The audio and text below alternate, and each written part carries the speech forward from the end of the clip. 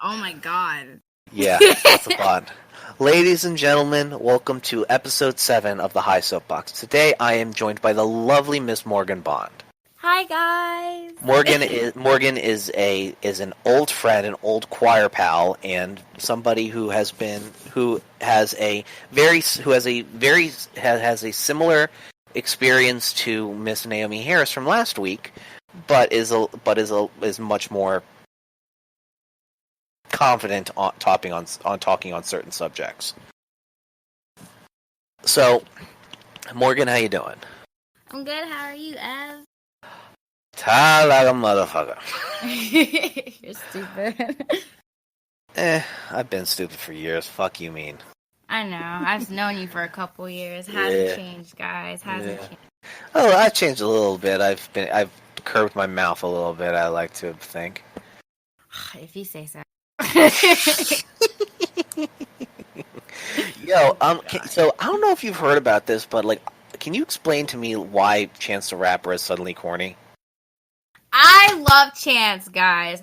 I do not think Chance is corny. I just think people need someone to hate on because he's not really with the flow of like these new artists that are coming out now, like Cardi or like Megan Thee Stallion. Trap shit. Yeah, like I just feel like since his flow is different, like people want to call him corny or say like, I don't know. I just think he's really underappreciated and he's always made good music. Do you want to know the most recent album I've listened to in the rap genre? What? Run the Jewels. Wow. Evan. I like old shit. I like you. You look with the time. Nah, I'll stick in the 80s and 90s with my Wu-Tang and a Tribe Called Quest. But you can like still listen to old music and still appreciate new stuff. I don't like the flow. I don't like the there are people like the obvious Kendricks, J. Cole's, Hobson's, 21 Savage, maybe people who have a level of lyrical prowess that is lost on the Kodak Blacks, Lil Xans, and who's another degenerate bad rapper. Any Lil rapper Yachty. with the word little in front. That's not Lil Wayne. Yeah, I respect Lil Wayne. But now I feel that though. I listen to a lot of music from like back in the day, and I always tell my friends like I can't go to music festivals because everyone I listen to is dead. So facts. So I can still like. I mean, I fucking saw Queen in concert, and Freddie dead, and Adam Lambert was lead. It was excellent, but I look at the like video reels of like old Queen concerts, and I'm just like, oh. Yeah, exactly. Like I will always like I definitely have like an old musical soul, but I do know that like they're not going to be making new music, so I still have to appreciate like good music that deserves to be appreciated. Like that's why I really respect like Joyner Lucas and Cole and Kendrick because they actually rap about something that means something or like things going on in the world. It's not just like, oh yeah, fuck bitches and get money. And... I've never understood like the animosity people have to like woke rap. What do you? Well, yeah, I think it's because like it makes you think. Like if I look at say Eminem's Recovery, ooh, separate from all his other discography, ooh, it's a pretty decent woke rap album, but Eminem, we like Eminem better as Slim Shady. Yeah, because not but woke that was Eminem. like proven though because when he came out with oh my gosh, I can't remember the name of the album, but the one before Kamikaze, and like it was a flop, and it was because it was like super Eminem political. Show, right?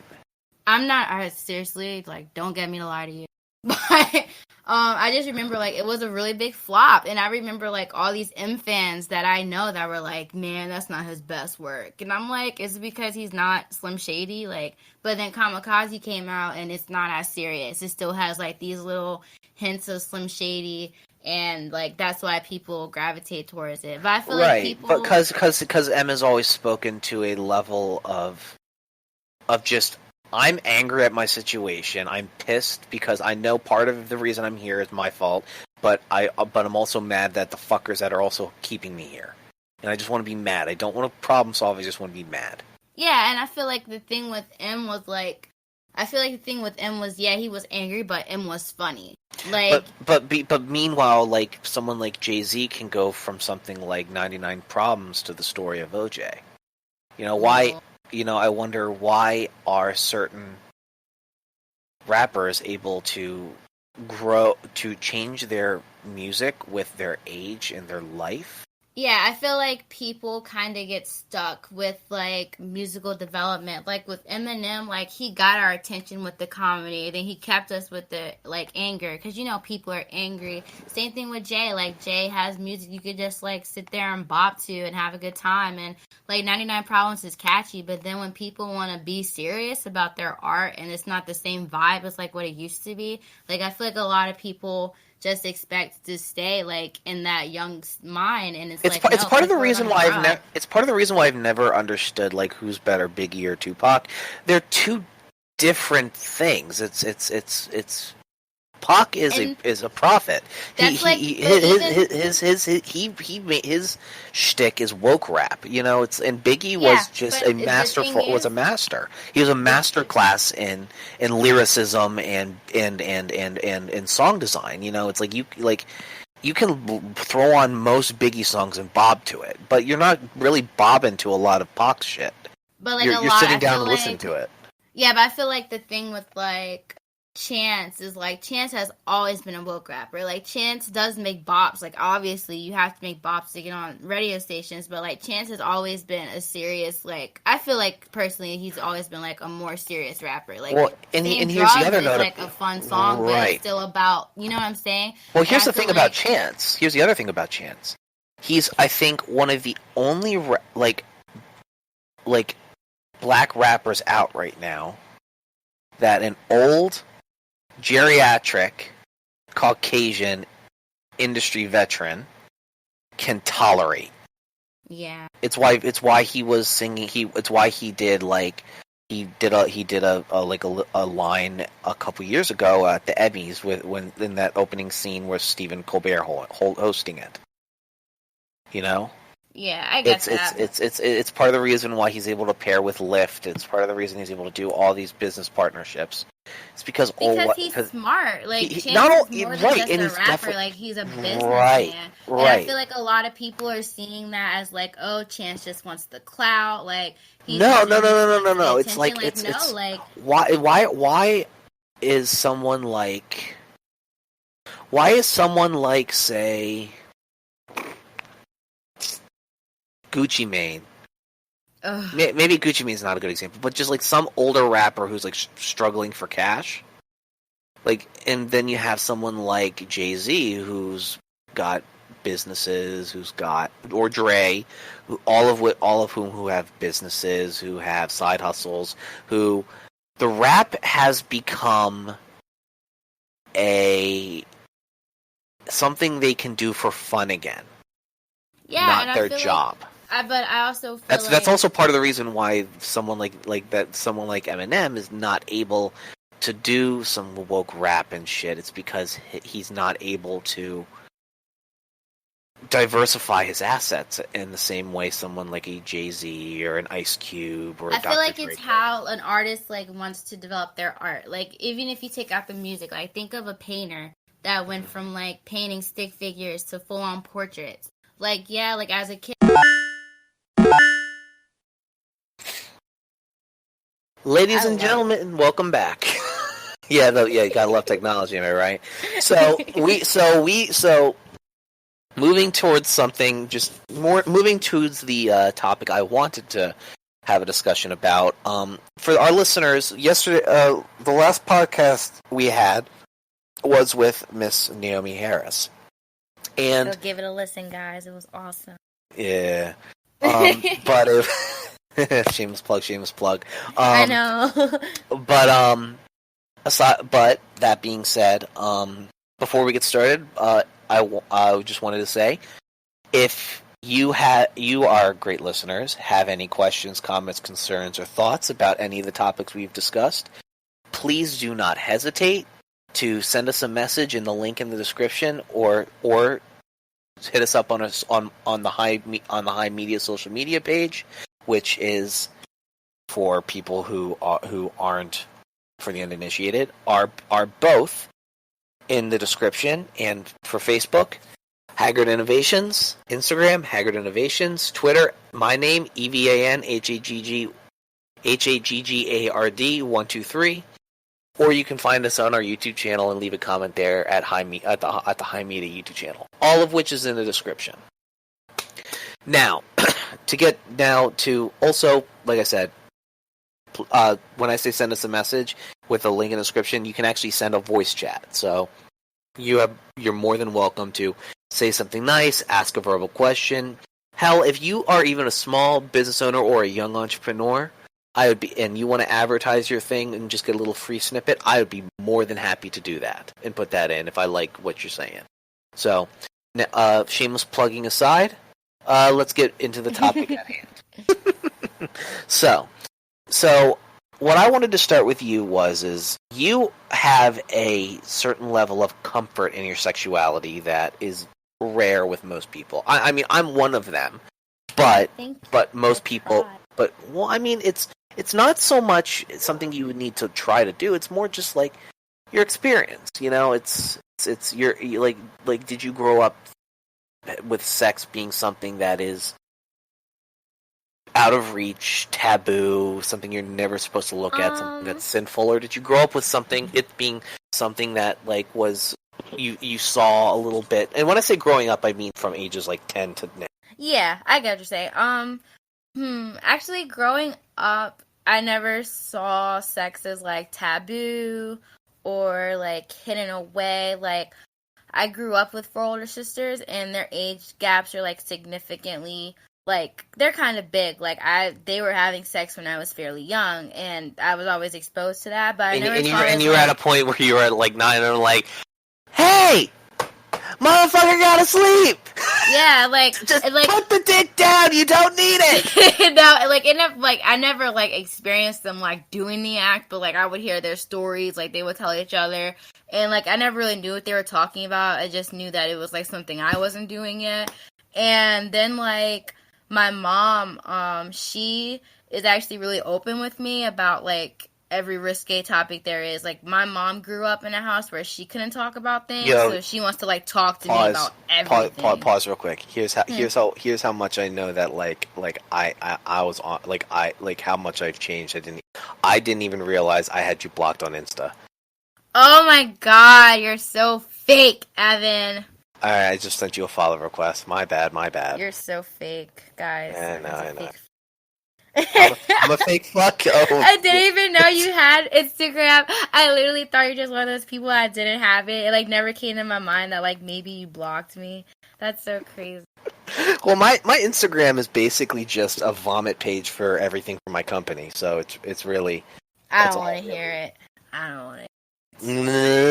So continue as you were saying. But no, so yeah, my mom honestly wants to talk about like everything and anything she can like squeeze out of me. And so I don't talk to my mom about sex. Me and my mom basically just have this contract where we're like, we both know we're doing it, just like don't let each other know that. Please don't tell me. Tell me. Yeah. Tell me. Yeah, like I know, like my mom's like not naive enough to think like, oh, like like my mom knows. And like, that's honestly just been the relationship I've always had with, like, the sex talk. Like, I've always known that, like, yeah, I know it's going to happen, and if I have questions, I can go to her. But, like, for the most part, like, I never saw it as, like, embarrassing or taboo or bad. Like, as long as you're responsible, and that's just what I was taught growing up. Like, no matter what you do, just be responsible and make sure you're safe. So, yeah. My mom told me the good stuff. Yeah. Hold on. Let's see. So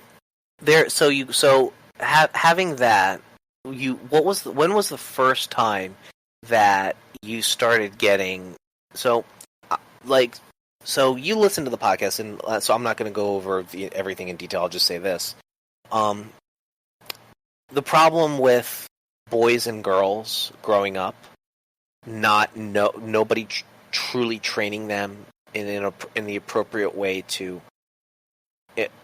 talk to somebody you're interested in. Like, What was the first time growing up that a guy or girl was interested in you and they just did it and they just weren't good about it? You know, like what was the first time you were sexually harassed in that way? Ooh, fairly young. It was actually okay. So I mean, unsolicited, like somebody you haven't really talked with, because you are rather flirty in your conversation. yes, I'm okay. So I can honestly say I'm not really flirty, and that's you're one of those people who's very happy-going and attention. Yes, I'm a very friendly person. I'm very happy. When you're talking to somebody, when you're the kind of person that when you talk to somebody, they feel like they're the only person in the room. Yeah, and like I feel like that does get misconstrued with flirting a lot. Like I actually used to work at Spencer's and I got in trouble for quote unquote flirting too much, but I actually like just like talking to customers, getting so but yeah, like that was a thing. And honestly, like I can say like yes, I'm very friendly and I'm very like energetic, and I just like know that I personally want people to feel like the energy that I emit into like the atmosphere. Like if I'm like really happy, like I want you to feel that too. And I feel like that does get rubbed the wrong way. So yes, I know that happens a lot. And that can be seen as me being flirty. But if I'm flirting with you, like you're gonna know I'm flirting with you. So but anyway, the first time I've actually had someone do it like uncomfortably, I don't think it was flirting. My first memory of like a guy saying something inappropriate was actually a family member. And oh God. I know, and it wasn't like really flirty, but he was just like, he said something that just was not. Yeah, he was like, "Oh, you have boobs now," and I was like, and I grew boobs really young. I got like my first like A-cup bra in 5th grade, so that's like considered having boobs because you're not wearing. Yeah, and I used to get bullied for having them too. And he literally was like, "Yeah, raise your arms. You have boobs now," and I was like. What? And it wasn't like a family member. It's like you know how like it was like he was like uncle. It was like he's been a family friend for years. Yeah, he's been a family friend. Like I call him like my uncle. I'm kind of like that that's kind of the situation with my nephew. Yeah, and it was like really weird, and like a really weird thing that he did after was like he gave me a hug and was like.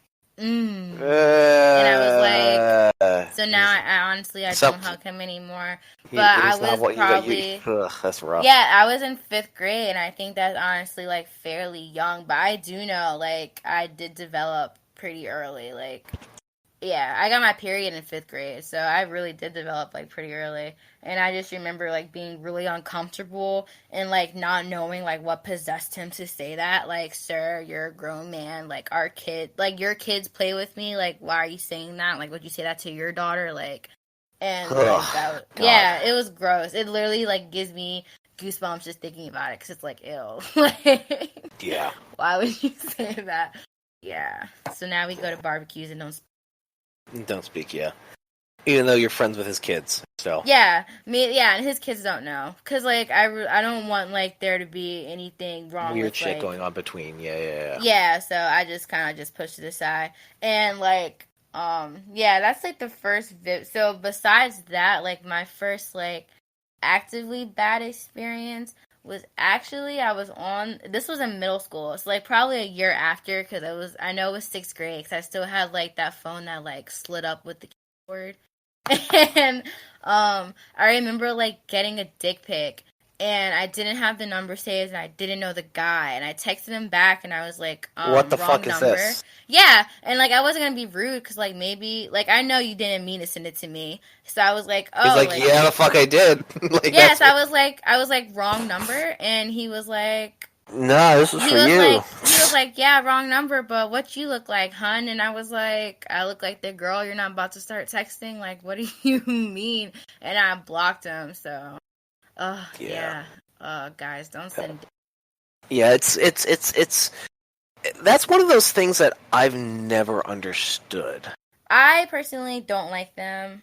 No, I don't think there's a woman that does like them. Yeah, and honestly, like 9 out of 10 women don't want a picture of your dick. It's like yes, you have that 1% that's a freak, but that's normal. Like that's like you're gonna get that out of like 4.5 billion people.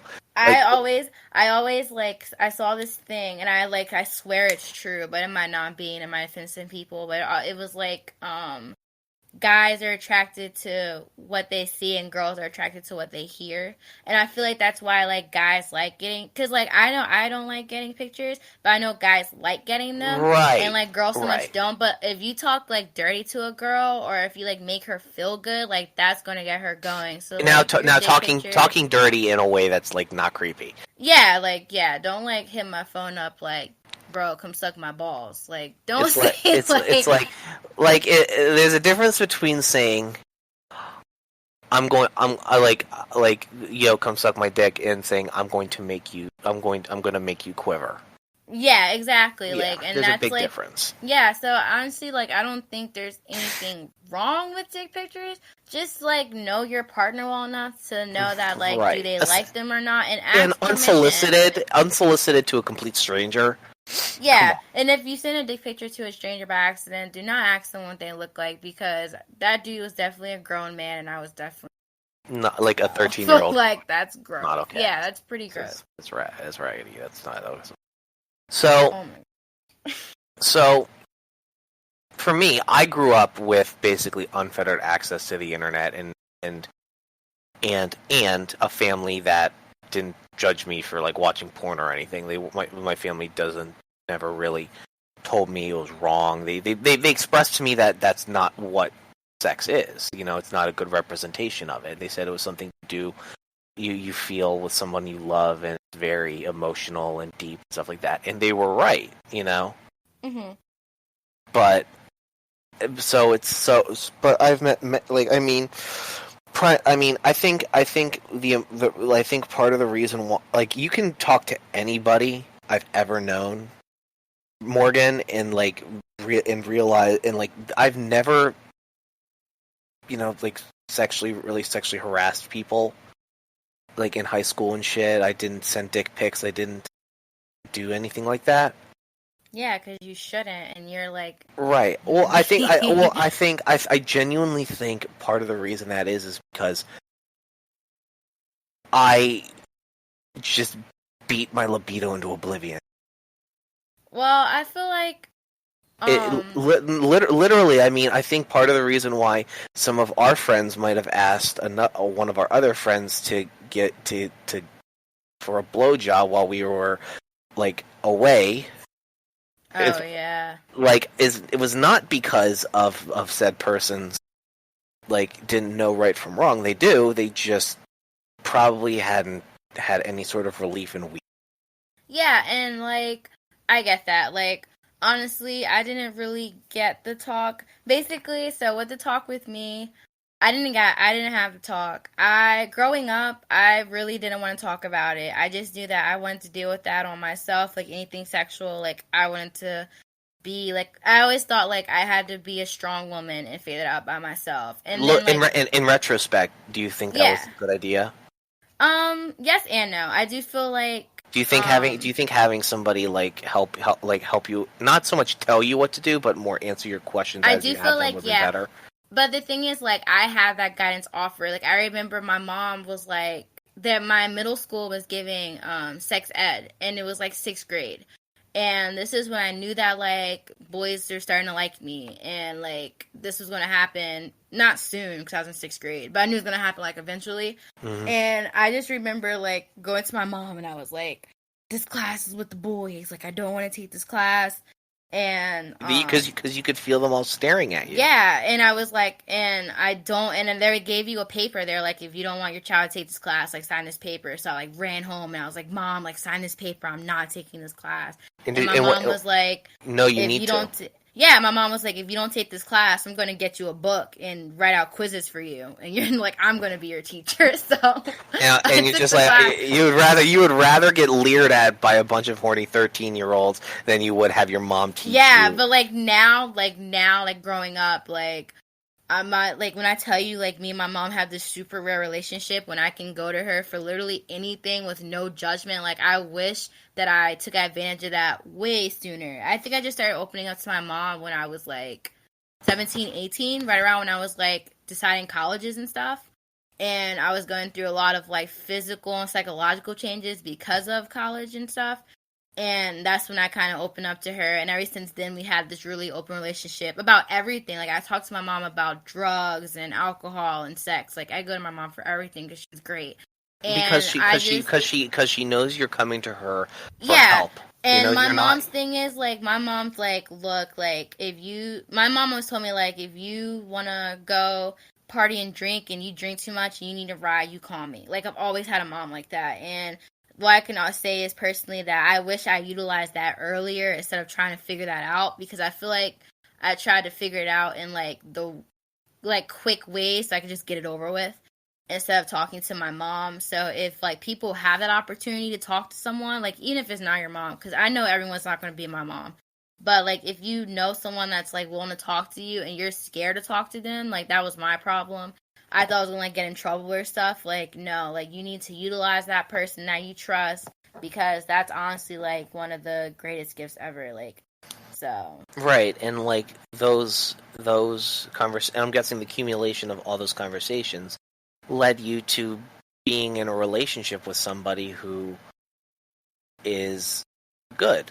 Yeah, my mom has been divorced twice, and both of her marriages were actually more toxic than I thought they was, because her first one was actually with my dad, and then her second marriage was with my brother's dad. And my mom is this strong woman, and you would never I would never thought like my mom went through some of the stuff she went through. I would say the same, and I found out the same thing about my mother, and there's a lot of shit that happened, and I'm like, oh my god! I feel like a big thing is we see our moms, like, if you have a positive relationship with your mom, you see her as like this superhero, like you see her as like invincible, like bad things will happen to my mom because she's such a good person. Well, you know what's actually kind of interesting? Like as I've grown up, I've actually like been had a more protective kind of relationship definitely with my mom. It's like there's certain things we don't tell our mothers. Because A, there's nothing they can do. B, there's nothing they can do to help us with that situation. And C, it's just going to make them worry about us for no fucking... Right. Yeah, that was part of the reason why I was scared to talk to my mom, because I knew that I've always known my mom was hardworking, and I've never wanted to put her in a situation where, like, I had to stress her out. Almost definitely. But there's a giant difference between asking for help on something and just letting them know that. Yeah. But I know, like, your mom, like, I love your mom, by the way. I know. Like, your mom's pretty awesome. And I know, everybody loves my mom more than me. I know. Because your mom makes really good pasta. She makes what? She makes really good pasta. Can I tell you something? What? My pasta recipe is better than my mother's. Boy, no. I've had your pasta, and I've had your ziti. No, and I've had her ziti, and her ziti. Yeah, that's because her shit's layered with ungodly amounts of cheese and sugar. My shit's actually made with spices and flavor. Ooh, there's a difference between something made by me and made from somebody who's a mother who can who has the ability to infuse love in her. Well, all I can say is your mom's pasta is the bomb diggity dong. She uses fucking ragu. She doesn't even she doesn't even make her own pasta sauce from scratch. Anyway, back to the topic. God damn it. I'm not about to argue with you about your mom's pasta. Knowing good Bitch, and damn well. On it. Knowing good and damn well. How the fuck she makes it? She used to cook pasta for like the entire choir back in the day.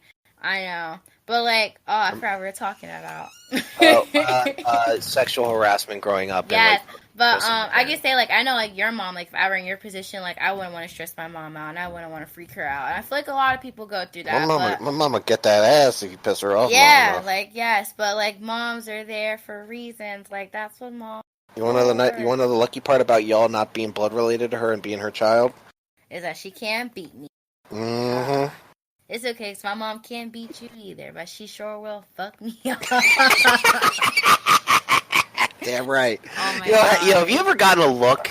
Like, even at age 20, like, even at age 21, if I'm doing something I'm not supposed to in public, I like, even to this day, my mom would give me a look that just freezes your blood, and you're My just mom like, gives me that look, but like and I've really suddenly been you're pushing the 6-year-old. limits with her. I've And really been suddenly pushing you're the limits. like that. You get that look, and suddenly you're 6-year-old, like not looking forward to get home to getting your ass beat. Yeah, no, my mom like gets some, or like I'll say something, and mom be like, "What you say?" And I'd be like, "I said what I said." Like I really be trying to like, push the limits now that I'm grown. Yo, she going to kill you. I know that one day she's literally just gonna beat my ass. So I'm just gonna take her like a little bitch. I'm ready though. Oh, man. I've seen my mom fight. My mom got hit. Anyway, but no, seriously, guys, like your moms are there. Yeah. To, like, answer though. If you're like, I can honestly say Now, like, if your mom ain't shit, that's a different story. Yeah, like I do know some moms like aren't as awesome as like ours, but if your mom's willing to like be that person for you, like definitely use that. Definitely, like I don't regret anything I've done, but I do know I could have done a lot of things to make my life easier if I would have talked to my mom before. Honestly, you know, for me, I realize that most of the problems I have are because of my own dumbass decisions. Yeah, and actually, like now, like if I can't tell my mom about something, I won't do it. Like if I feel like I have to lie to my mom about doing something or going somewhere, I'm at the point where it's like, nah. Like if my mom would say no, like she's definitely got a reason, and I'm almost 20 years old. Like, shit, for real. Yo, but but back to the main thing. It's like, what do you feel like parents can do for young girls to like help prepare them for, like, because we basically went over like what guys can do, like in the last podcast. So like, you know, because at the end of the day, we live in the digital world. How you portray yourself online is like people are getting fired off of Instagram pages and shit. yeah, and you know, it's like that's really like interesting that. You know, it's like I like not only what I like with my ex-girlfriend, if we ever sent pictures back and forth, I made sure they were done through secure channel. Right. And I made sure nothing was ever backed up. I made sure because not only is my privacy most important, but her privacy was even more so. Because nobody wants to look at a picture of my fat ass. No, but I feel like a big thing that moms could tell their kids, honestly, for me at least, is growing up, like not even my mom, my stepmom. My mom's really cool about like wearing what you want. My mom basically taught me that like you can be your own person, but there's a time and place for everything. Like my mom knows, like for example, I never wear bras. And my mom hates it, but my mom tolerates it. But when it's, like, a time for me that I should have a bra on, she's like, yeah, Morgan, like, maybe you should. And even if, like, if I still chose, like, not to wear one, like, she's not going to get on my ass about it. And I feel like that's a really good thing to teach people is, like, you have to make sure, like, people are going to look at you and just make sure what you put out in the world is what you want them to remember. And that's basically what my mom taught me. So I feel like that's something that little girls should definitely hear. Like, definitely be who you are, but just remember that, like, there's certain level of it. Certain things are appropriate for certain situations. Yeah, like because I know, like I can sit there. Yeah, like I can wear a crop top outside all summer long, but if I have an interview, I'm gonna put on like my dress pants and a blouse. Like I know how to be versatile, and I feel like that's what little girls if you're gonna be inside like the Del Tech all day, you don't need to be in shorty shorts and crop top. Right. Or if you are in shorty shorts and a crop top, like whatever. But when it comes time for you to like present yourself and go to class, like just know that like people are going to make opinions about you. Right. And those opinions. My mom always told me, or people are going to talk about you till the day you die about anything you do.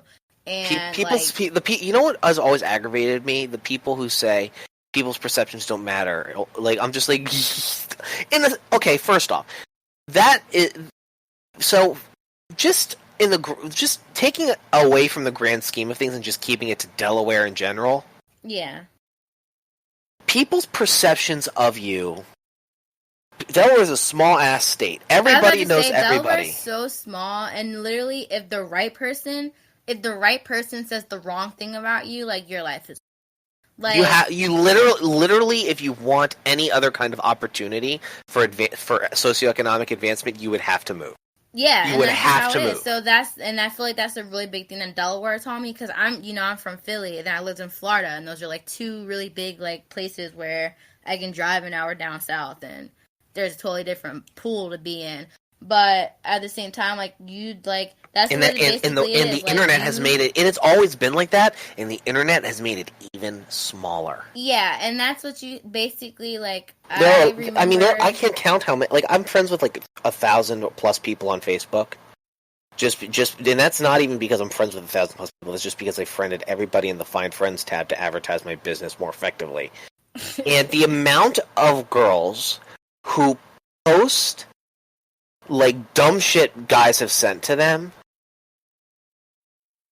in pictures and all this other shit, I'm just like, yo, act right. Why can't you act right? If you literally like, if not to be like cocky, but if you literally saw like my DMs, it's crazy. And I've literally had to tell guys please go text your girlfriend before you text me. Like, if you want to compliment my outfit, go compliment your girlfriend's outfit. Like, stuff like that is sick. And it's literally like people that have their girlfriends on their page. Like, literally your girlfriend's in your profile picture, and you're texting when I was still with my ex, I didn't engage with other women I didn't already know. Right, and in a way that wasn't professional. Yeah, and honestly, that's like I actually consider myself lucky that my boyfriend now doesn't have any social media. Like, you will not find a picture of. Let's not put his business out there.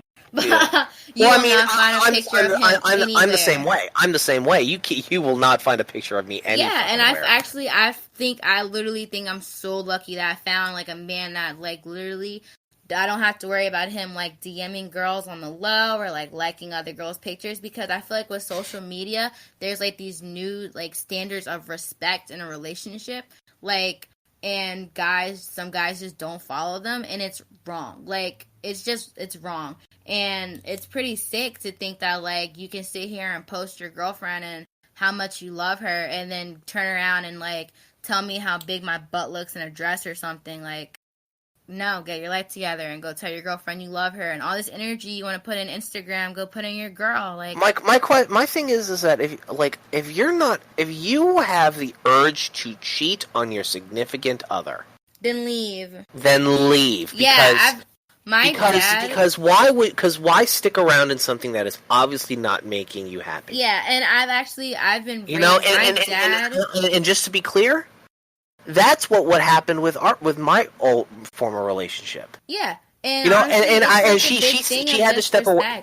Yeah, like, she's your girl. Right. It's like there was nothing in our relationship that was external that really there was no cheating, no worries of that. Like, she knew the password to my phone. She could check it whenever she wanted. I had the same. It's like we could look at each other's messages all we wanted. There's a lot of trust. It was just, at the end of the day, I'm just going to be honest, I wanted more than she was able to give. I feel like and she wasn't happy anymore. And you know what? At the end of the day, if I wasn't making her happy, there is no reason why I should be in her life in that regard. Yeah, and that's how it should be. And like, yeah, I miss her. I miss her every fucking day. I'm still piecing my heart together. And nightmares. But what I tell people all the time is like, so basically, like, my dad is a notorious cheater. Like, my dad cheated on my mom and then married. So is mine. Joey Hadley is a complete fuckboy. And I was like always just taught that like. I've seen how cheating has affected people, and if I love my boyfriend as much as I say I love my boyfriend, and I do, I can never sit there. I'd rather hurt you by leaving you than hurt you by giving another person what I'm giving you. And right. It's like, especially when I'm going to make it an estimation here. a guess. If you Okay. Take a guess. You and your boyfriend have a vibrant sex life. Yes. And the reason why I was right about that is because, like I said, you and I have the same kind of outlook. When you are so in love with a person, you just want that intimacy at all times. Yeah, and I totally get that. There were times when I was just talking on the phone with her, and we were talking about like some political shit that happened or whatever, and I popped a boner just by seeing her number come up on my phone. Like not even not like That's so cute. just not. It's not even like a horniness thing. It's just like I desire her. Had a desire for her that much, you know, and I feel like the thing is, like, honestly, me, like, I feel like cheating is doing something you wouldn't want your significant other to do. And I know, like, now if you feel the need that if you feel like you can't be physically satisfied with the current person you're with, then you need to go find someone that's going to satisfy you. Right. And when I tell people all the time, because trust me, I know way too many girls in toxic relationships right now that need to leave them.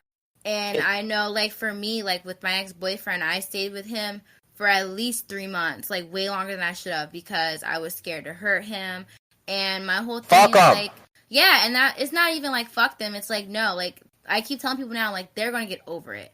And It sucks, like, it's going to hurt them, and yeah, it sucks that you have to hurt this person you care about, but they're going to heal from it. Like, and you know what? Exactly. And they're going to cry, and they're going to hurt, but they're going to move on.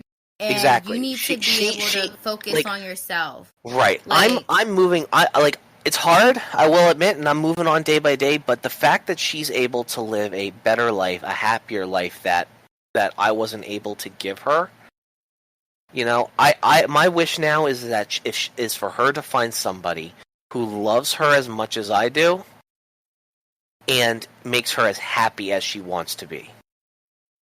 Yeah, and that's what it is. And that's how I feel. Like, honestly, if my thing is, like, honestly, if you're willing to, for me at least, when I break up with someone, I'm kind of just like, I love you, but I'm not in love with you anymore.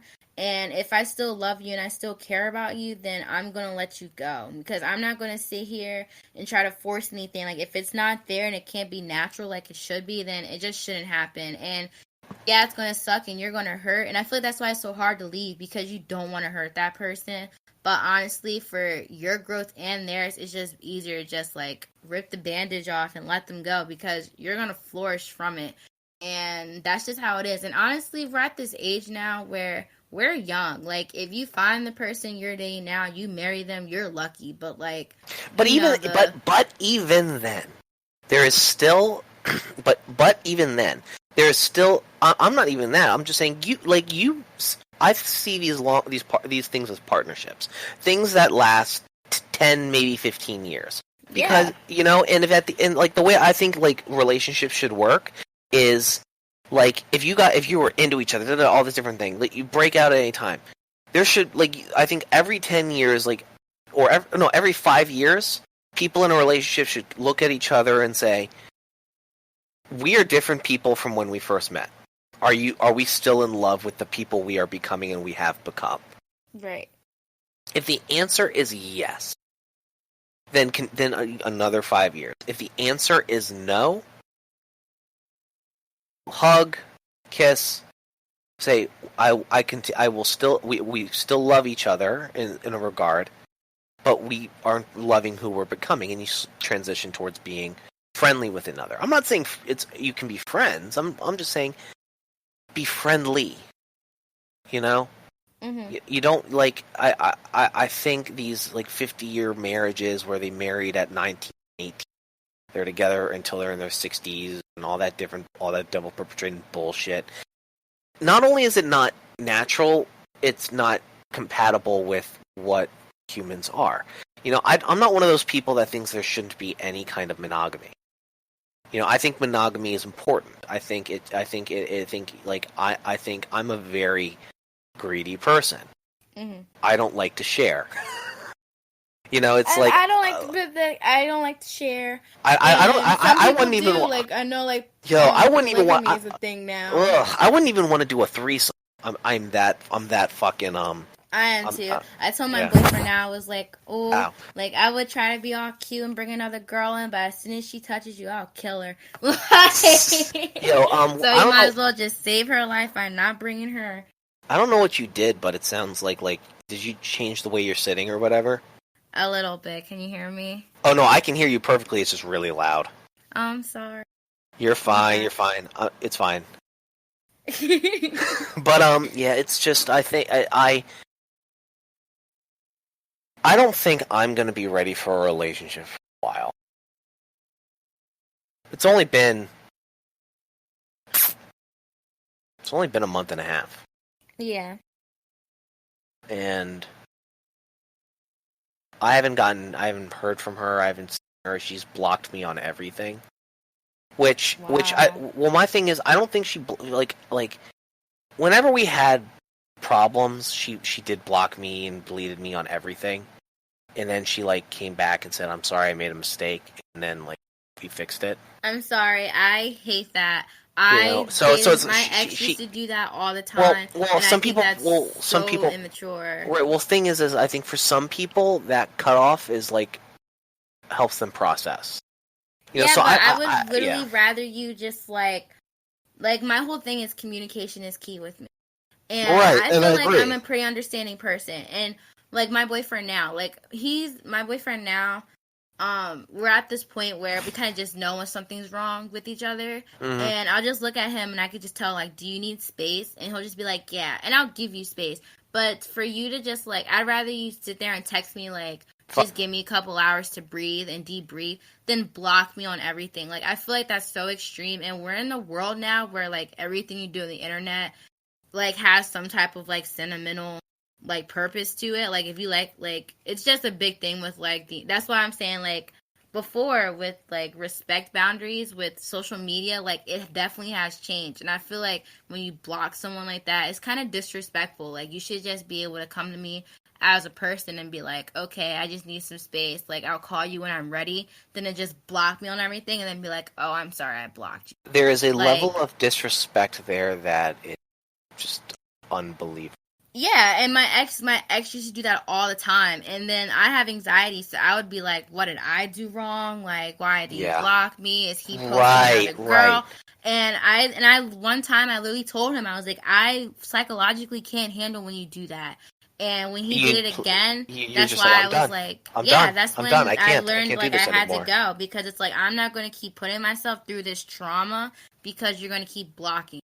And when I tell you, and when I was literally mature enough to tell you that I literally almost had panic attacks when you block me, and you're doing it I feel I might be different for your ex, because I feel my ex did it for attention. He blocked me and he wanted me to chase him. She did it. She does it because I think for her it's just it allows her to. Yeah, that's a different situation. But I feel he did it for me to chase him, and that's when I was I got. I'm not chasing you. That's just disrespectful. Yeah, I'm too busy freaking out to chase you anyway. So you're not even getting what you want. But I really honestly, I can't stand when people block me. I literally just had a girl that we were really close, and she blocked me because of something her boyfriend said to her about me. And instead of her coming to me and saying oh, this is what my boyfriend said about you, and it kind of pissed me off, can we talk about it? And she blocked me, and she was I blocked you because I would have just snapped. And I was I would rather you snap on me and we talk it out than you just block me and make me think I did something. Right. And exactly. I just think that's really wrong to do to someone. That's right. Really it's to the point. It was I was wondering why am I not seeing Morgan on on my social media? And I'm oh wait, I blocked her on Instagram. That's me, guys. He blocked me. Oh man. Sick. I didn't even know you blocked me. That's so crazy. I'm still thinking about that. I literally would have never thought you blocked me. I thought you just didn't have Instagram. Like I said, it was on. I used to be on some young boy shit. Yeah, definitely. glad you grew up. I'm proud of you. I'm glad you grew up too. Shit. I know, right? We're not gonna talk about that. Yo, let's do. We're gonna go to another commercial break real quick. Okay. Yeah. All right, y'all. We will see you guys in a moment right after these paid sponsors.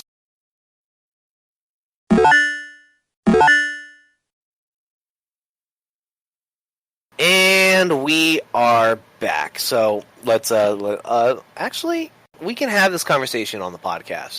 Okay. So what were you saying about that YouTube video? So Oh, just yeah. go over it again. I don't know her name. Oh, I just closed the article too. I don't know her name, but basically this YouTuber, it started really innocent. She was gonna post this video of her pranking her dog. She was gonna like wrap her wall in like saran wrap and have the dog like run through it. Like nothing serious. And then she like posted the wrong she says she posted the wrong file, and it was like a video of her like spitting on her dog and like laying on top of him and yelling in his face and like hitting him in the face. Not like punching him, but like hitting him in the face. Like you have to really watch the video to like kind of realize how bad it was, but it was pretty sick. And in her apology, she basically was just like, oh, nothing I say is gonna make you guys think I'm not a bad person, but I'm not. And it's like, okay, like you saw you hit your dog, like, I don't know. I just think that's it's like not funny because it's like I really don't want to hear your bullshit ass apology. Well, my thing is it's like that Twitch streamer with the giant knockers who like threw her cat off her keyboard because it was standing on her keyboard in the middle of a stream. And like they went Really? and like people were calling like PETA and the SPCA to go after her and shit, and I'm just like why the fuck? Like, here's what I want to fucking know: how come like pets? Like, how come there is a child protective services for pets, and the pets are treated better than the kids in CPS? Well, it's really different when you're dealing with kids, because when you're dealing with kids, like they're most of the time when people report CPS, they're pretty young, because like once you get older, I don't know. Right, I don't know about you, but I ran into a 16-year-old the other day when I was hanging like with like a buddy of mine. His little brother came by, and I chatted with him for 5 seconds, for 5 minutes, and I was like, "Oh, you're not a person yet." Right. But You know? I know, like, I've had experience with CPS, and I know how serious it gets. Like, my stepsister said something crazy to someone, and they came to my school and was, like, asking me if I felt safe and all kinds of stuff. And I do know, like, it does get really serious, and it's really a vigorous process for CPS to get involved in family, because if the children have to be removed, you gotta consider, like, are they going to be in the system? Are they going to be together? Like, all kinds of stuff. And like the same thing should be for animals. I mean, don't adopt an animal if you're going to treat it like shit. Like, just don't do that. Like, same thing with kids. Don't have kids. I see like way too many moms that treat like these young girls pretty crazy, and I'm like, why would you even have kids if this is how you're going to treat them? Like, I just feel like you shouldn't bring on these responsibilities if you can't really handle them. And you're mad because you put yourself in a situation to take care of another person or a living thing, and you don't really want to, so you like take all that aggression out on that animal or person, and that's pretty like sick. Don't do that. Like, I'm not saying, but basically what I'm saying is that in our society, at least among people of the more affluent Caucasian variety, seem to care more about animal people. I do know that. But even then, if you take race and you take class out of it, people care more about animals than they do people. Yeah, but I feel like that I don't think that's the case. I don't think that like these organizations are trying to make that their goal to like prioritize animal rights over human rights. I just feel like human rights are a lot harder to deal with. Like, it's so easy to just take a dog away from an owner. Right, but also nobody's trying. There aren't millions of dollars going to our elected officials in Congress. There's not with the Well, with we already the know that their with agenda right. messed Well, up. my thing is there's not millions of dollars going to our Congress people in Washington being sent to them with the directive of make sure we can continue to kick puppies. There's nothing like that. There is things like make sure the minimum wage doesn't rise. Right. And but like can you really compare like animal, like that's like bringing me back because there's a lot more issues with humans than there are. Like I feel like animals are just a lot easier, like minimum wage, like with humans comes like minimum wage and abortions and like like what's best for like a child that's growing up, and like with an animal you can quickly just arrest a pet owner that's abusing an animal. It's not as easy to like raise minimum wage and like if a CPS person gets to investigate a family, like you have to have so many amounts of evidence to prove that this is like a toxic house and get them taken away. Like it's a vigorous, so I don't really think that's like, and it could be their intent. I mean, I know that I'm very distrustful of the government, and I wouldn't be surprised if they're just like, you know what, fuck the people, let's worry about the dogs. Like honestly, like I really wouldn't be surprised at this point. But let's also be completely real.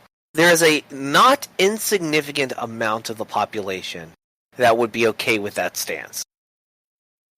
And that's sad because at the same time, the people are the future, not the dogs. Dogs aren't going anywhere. And yes, I'm not saying that like this stuff is right. There should be money going to the government to like make sure I know there's definitely, and I can go on and on about all the things that the government could do differently for their citizens. And I think at this point, like even if you're a Republican and you side with President Trump, you do know there's some things that can be handled differently and benefit citizens more than what he's doing now.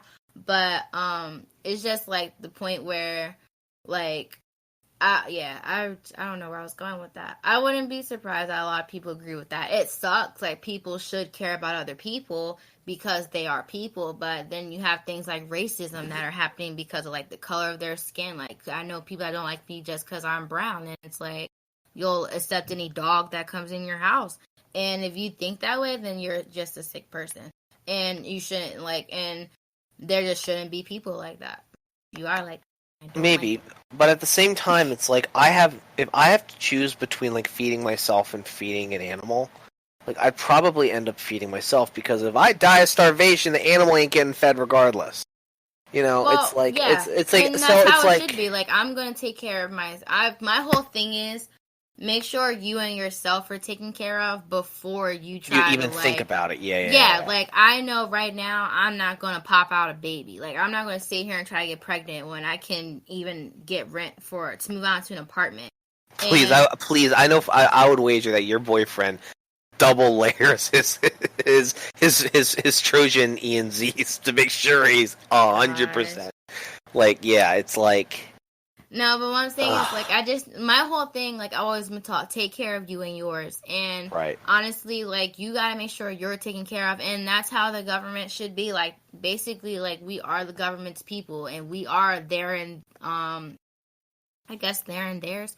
And they should be taking care of us. But at the same time, it's like, I can't tell someone, like, I'm trying to like figure out how to word this. It is a really hard topic to think about that, like, yeah, it can be perceived, and some people probably do like consider animal rights more valuable than human rights, and that's just not right because I feel like, yes, animals are living creatures, but if you put an animal in the wild, they're more likely to survive than exactly. we are in the wild. Like, and that's just how it is. And like, if you honestly can't afford a dog or you can't afford another person, then don't sit here and bring another person in this world that you can't take care of. And that's just really my point of view on that. You can't really just sit there and bring in another living thing that you can't take care of because it's not fair. Right. Not fair. It really isn't. But in that same capacity, it's just people are willing to blow. Like, I don't know about you, but I've lived in houses with cats and dogs, and when in houses with cats, they go wherever they damn well want, and you do have to like move. You have to move them.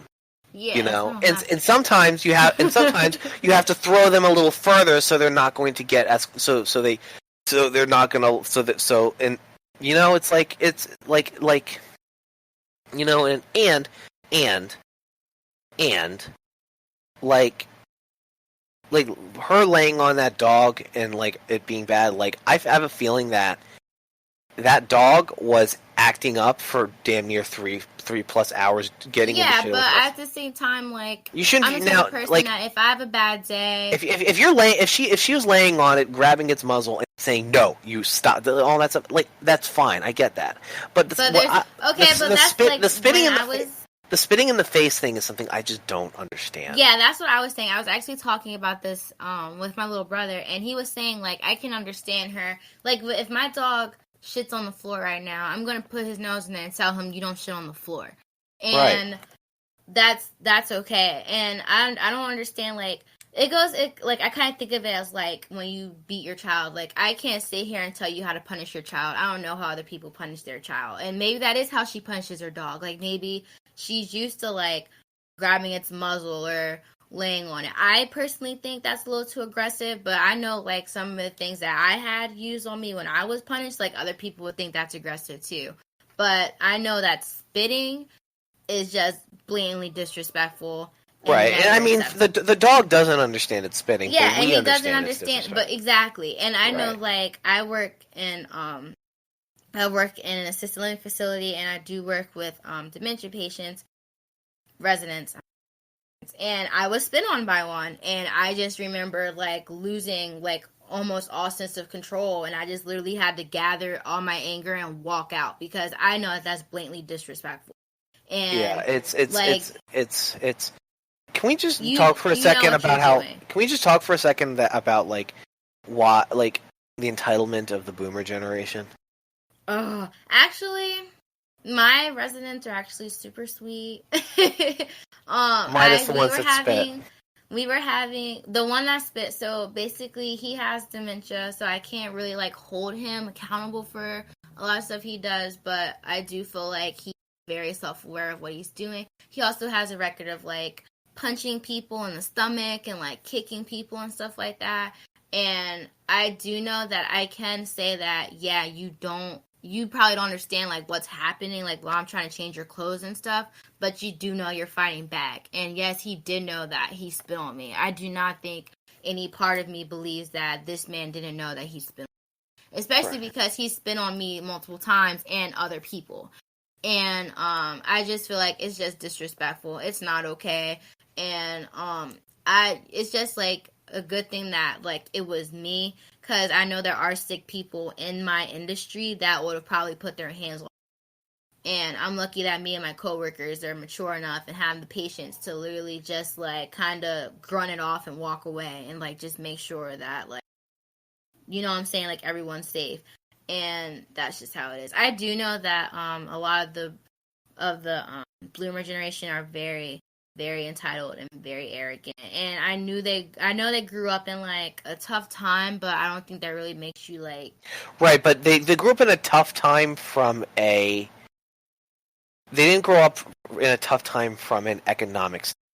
Yeah, and I feel like that's the thing. Like, yeah, you grew up, and I know like you grew up in a tough time, or maybe you experienced like oh my gosh, I literally cannot think of the name. But yeah, you probably like seen some wars, and I get that. I know it's hard, but the baby boomer. So the baby boomer, like the only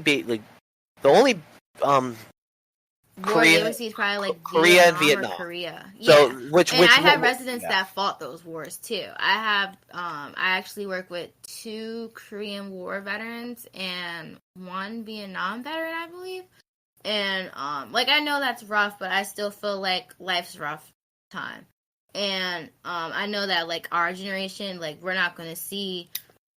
We have seen a war, but we haven't seen like a war to that extent where we had to worry about like going to school and having a bomb drop on everything. But we have to deal with our own like social and economical issues too. And anyone that lives now or after us or now or before us are going to have those same type of issues to deal with. They're not going to be the same issues we have, but they're still going to have their own issues to deal with. And I do feel like they do some, I'm not going to say all of them, but I do know some people that do have like a sense of entitlement that think like, oh, like millennials are lazy and da-da-da-da-da. But I feel like our generation is just very outspoken.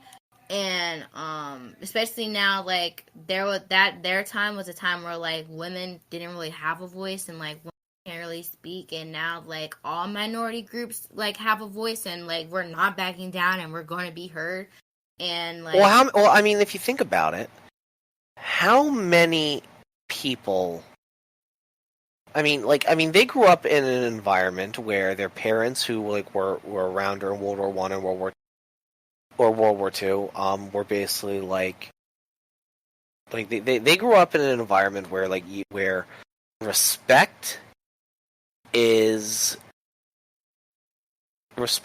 something that is given based on age. Yeah. For us, respect is given based on respect is earned based on actions and our perception of the person. Right. I respect you, and I respect Brian, and I respect I'm trying to. He's my little brother, and he's the only person on this planet that if I die, like I would trust to run my business after I'm gone. He's my big brother, and I don't really. Yeah, but Sorry, it's, but basically I respect somebody who's hustling and who has a business and they're hustling, even if I don't know their name. You know who I don't. Right. I feel like their version. There's a level. The baby boomers' version of hustling is different than our version of hustling. Their version of hustling is, are you employed? Yeah, like, are you employed? And our version of hustling is like balancing. Are you making money? Are we making money? Are we happy as ourselves? Can we say the things we want to say? Like, stuff like that. So yeah. I feel like they do. I feel like I'm saying like they do have like times have changed and the human race has changed, and I feel like a lot of issues with baby boomers is that they don't really. I feel like the change was very fast, and they don't really understand. They're not really getting it. I feel like a lot of them don't really want to accept the fact that they oppressed so many different groups of people. Well, they're not. It's not even. It's not. The problem is not. They are incapable of thinking as a collective. Yeah, they're not. They think a lot of people get stuck in their old ways. Like, I didn't do anything. They're like, I didn't do anything. I didn't hurt anybody. I'm just like, no, you as an individual did not. Right. But your generation as a collective did. Right. And that's a big thing. And it's like you can't off of the group or category they fit in. And I know that as a black person already, like I know I'm looked at as like, oh, you're a black girl. You have dreads and tattoos. Like you're never in a job. Speaking of black girls, I would love to have your boyfriend on the podcast for like a little bonus episode sometime, so we can talk about. Anytime. Do you want me to grab him? No, because I don't know about you, but like as a white dude who prefers black and Latino women, like I get looks like a motherfucker. Like I was out on a date. I was out on a date with this wonderful woman, beautiful queen. And her